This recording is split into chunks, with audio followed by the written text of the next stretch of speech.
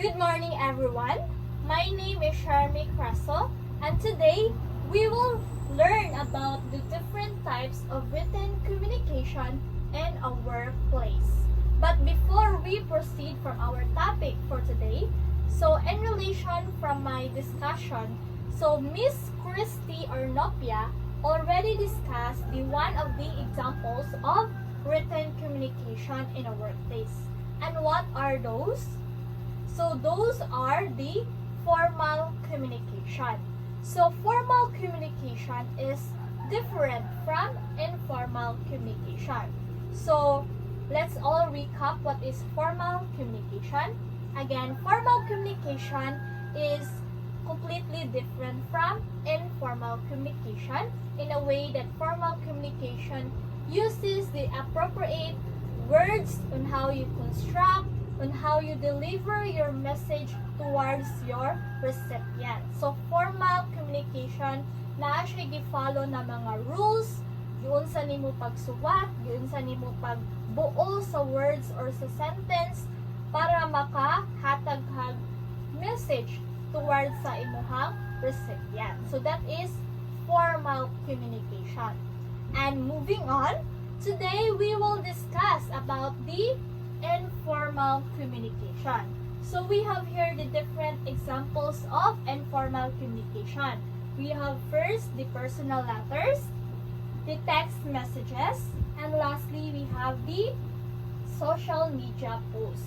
But before we discuss the examples of informal communication one by one, so let us first figure out why does informal communication plays a very crucial role in a workplace.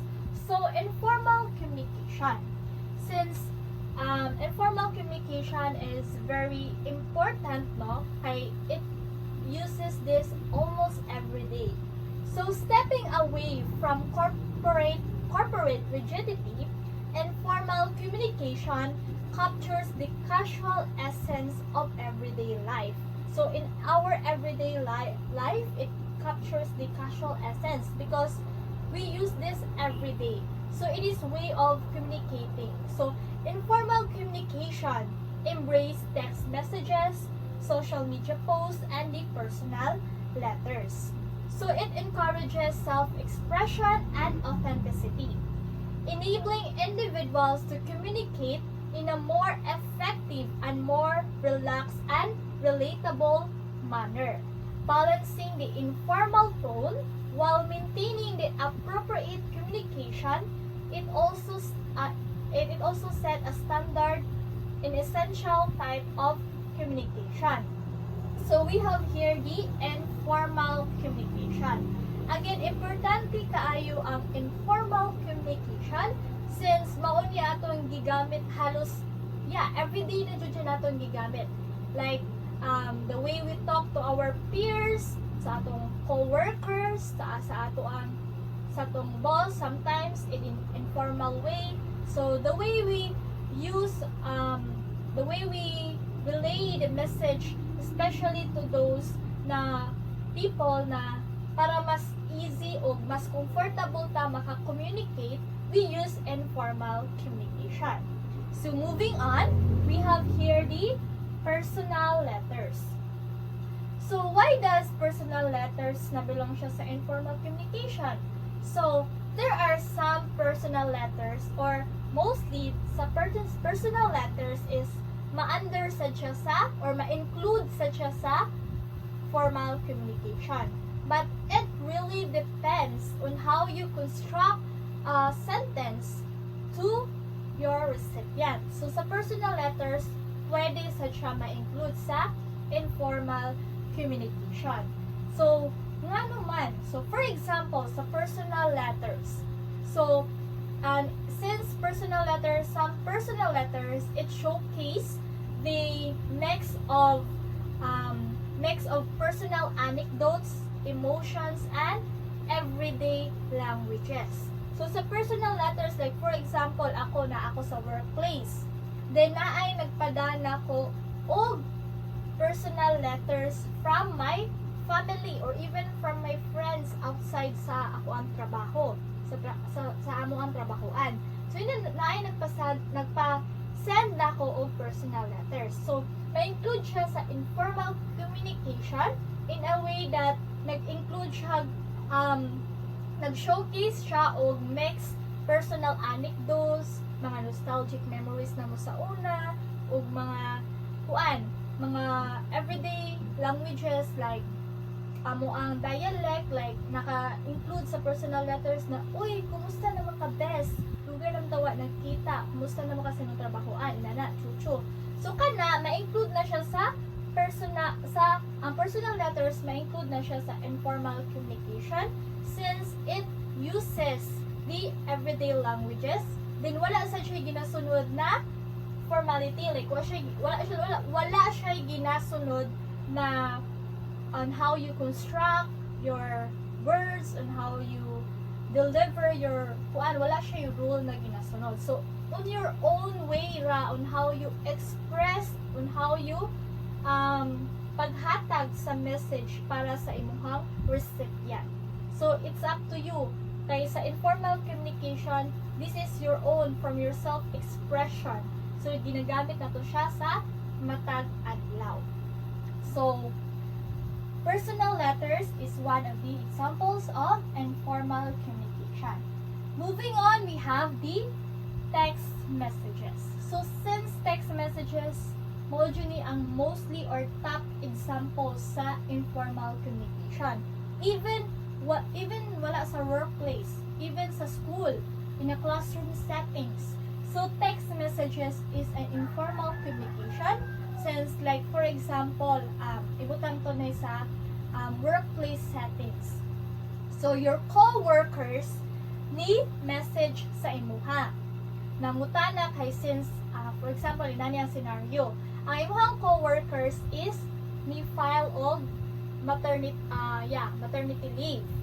So ikaw as kanang ni kuan sa iyang ni puli sa iyang trabahoon or ni puli sa iyang mga trabahoon while wala pa siya sa kanang workplace, is ikaw muna ni trabaho sa iyang mga trabahoon. So sa text messages ni message ang imuhang coworkers na best kanang unsa may updates naabay kuan, okay ra ba ang ipatrabaho ni boss or basi nabukatan na kaana. So naay communication in an informal way through text messages because wala man sila ginasunod na kanang yun sa nimo pag-construct sa imong sentence, yun sa nimo pag-deliver.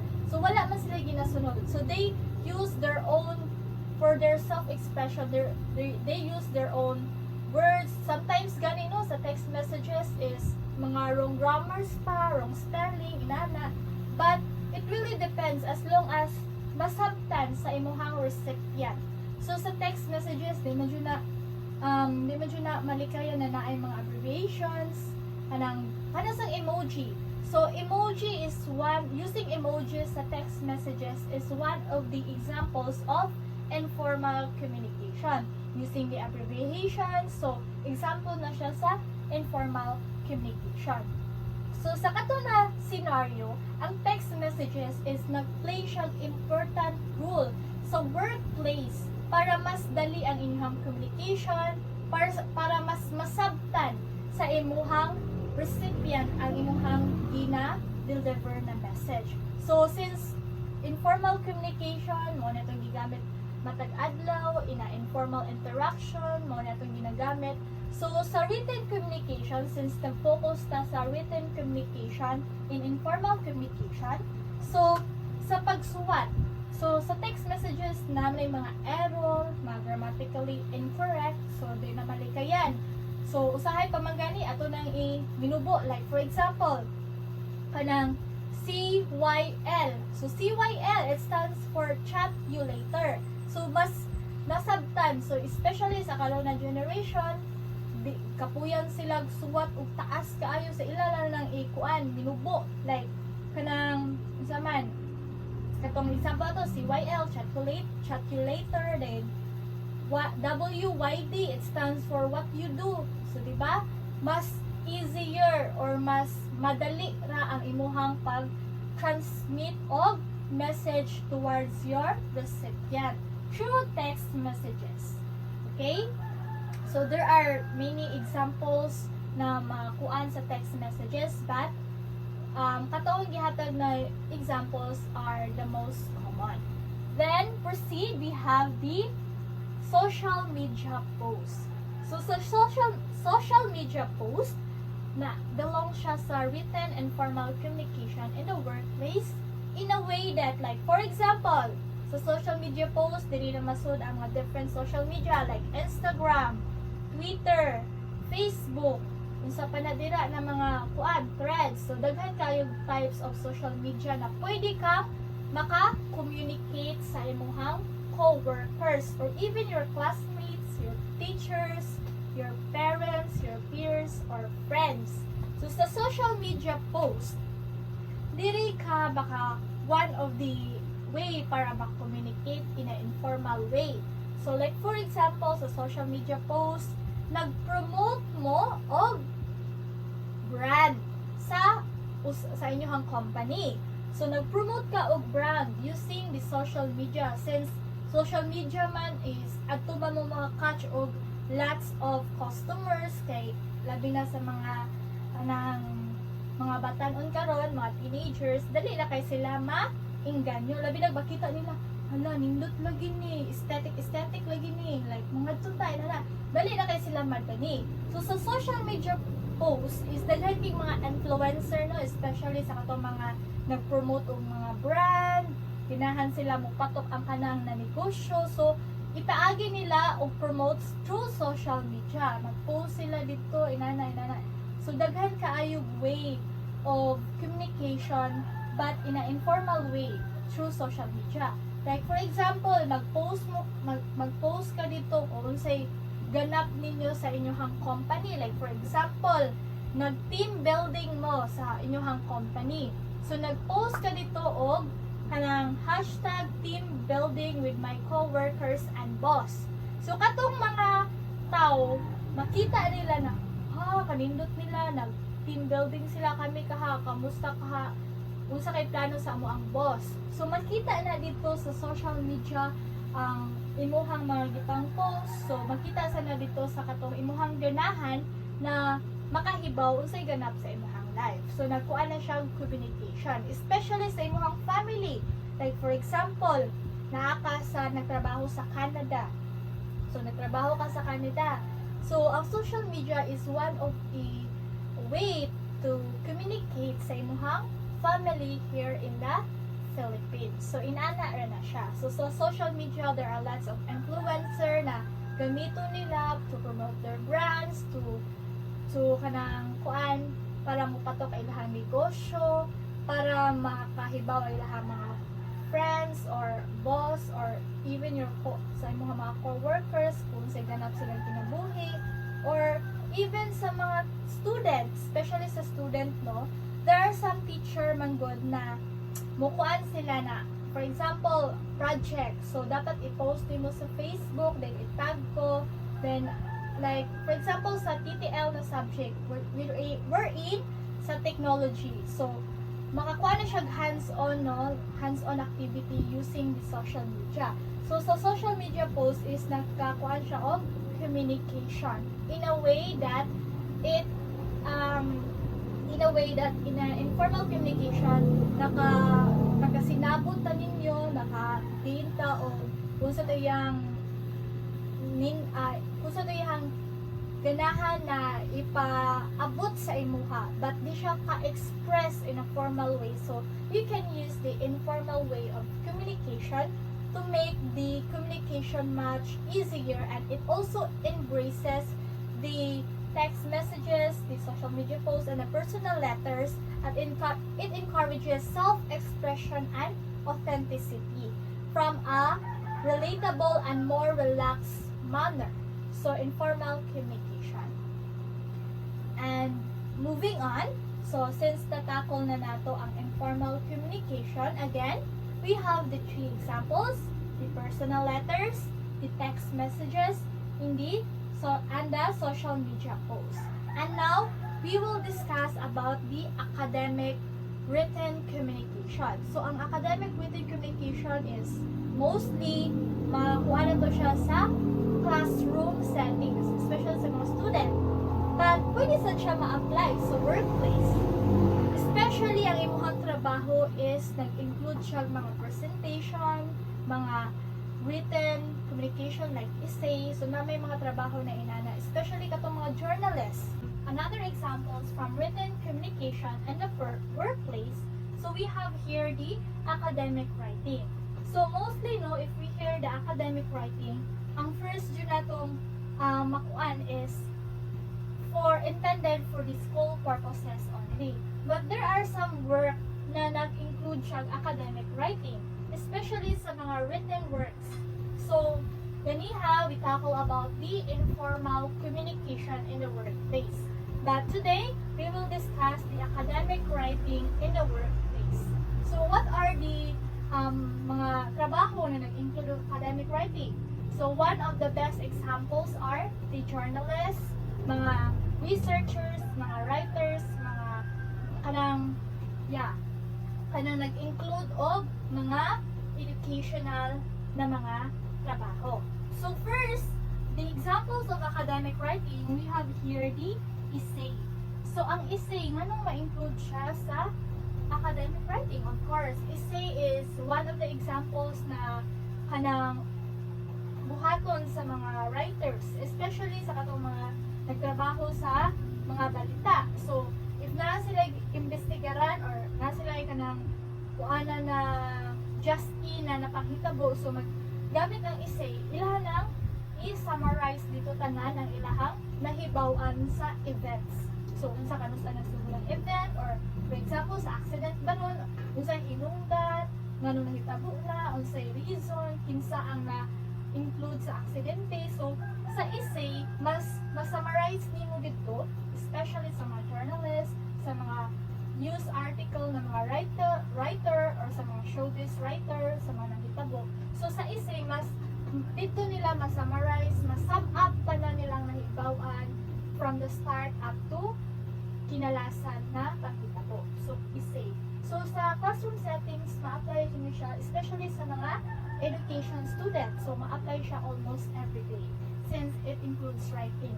So sa academic writing, ma-under ni siya sa formal communication since na siya gina-follow na proper constructing on how you construct your sentence, on how you deliver your message. So na siya proper way or na siya rules na ginasunod. So ang academic writing is ma-under ni siya sa formal communication sa discuss ni Miss Christy Arnopia. So next, we have the research paper. Especially sa mga researchers, ang trabaho nila is the researcher. So ang research paper is one of the examples of academic writing since dito nila isuwat ang problem, statement of the problem, the possible solution, unsa dapat nilang buhaton or asa sila na settings na nag-conduct of research.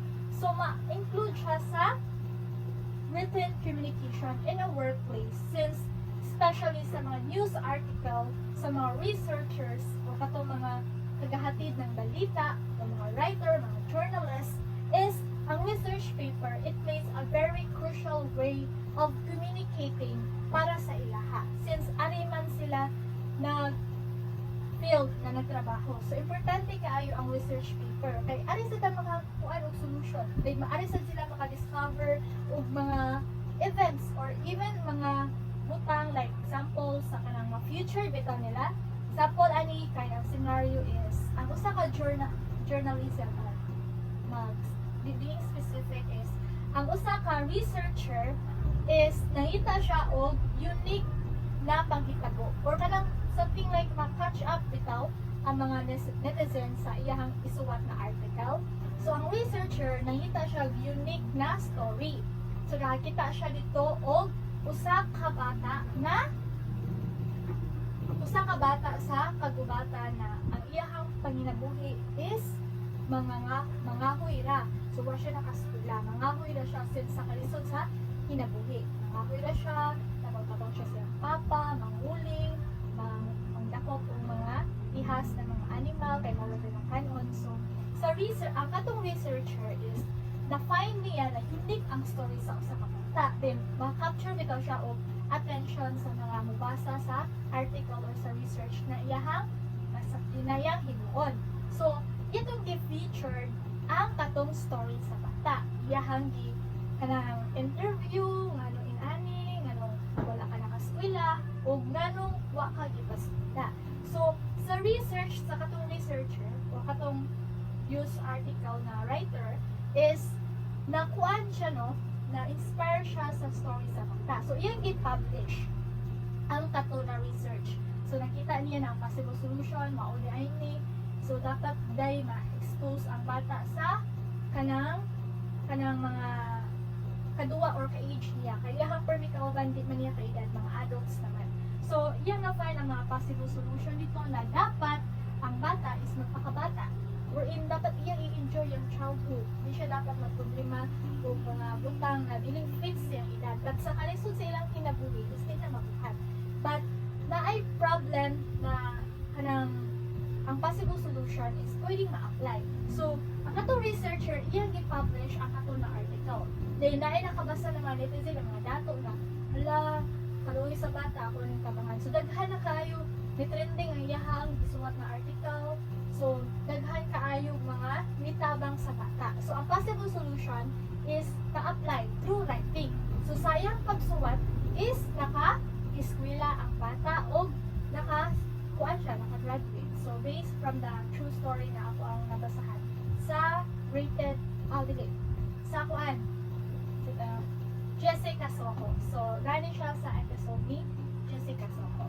So, importante kaayo ang research paper in the field of workplace. Kaya of course, nasa kay matabangan na mga kanang need of help, nag-seek of help. So, through research paper, makakuha pag possible solution, nakay ma-encounter na mga story na remarkable and maka-inspire sa towards one another. Then lastly, we have the presentations. So, sa presentation, pwede kay siya ma-apply sa workplace. For example, ang imong trabaho, ngunit siya ang way of communication through workplace, through presentation, no? In a way, ang imong trabaho kay kanang kabantay mo na mag-present sila something like related na siya sa company. So, mag-present sila o usa ka brand. So, before na i-approve, like presentation, in a specific way is nag-present ka o advertisement. If i-approve ba siya or dili. So, sa presentation, ang imong trabaho is himo o advertisement or kuan sa flow bitaw. If nindot ba siya pagka-edit, ikay nag-manage ana sa flow sa advertisement. So, sa presentation, nakita dito sa dako-dako na bati mo na may dapat need siya i-improve. So, sa presentation, nag-include yung communication ay tungod mauna to imong way para makita sa mga bosses nimo if nindot ba na pagka-present ay mga trabaho, pagkahanay sa mga text, the way nimo gi-deliver sa ang imuhang written communication through presentations. So, that's all for academic writing. We have the essay, the research paper, and the presentation. So, my topic is all about the examples of written communication in the workplace. So, recap first, I discussed about the informal communication. So, again, we have the three, the personal, the text, and the social media post. And the last one is the academic writing, which is the essay, the research paper, and the presentation. And that's all. Thank you.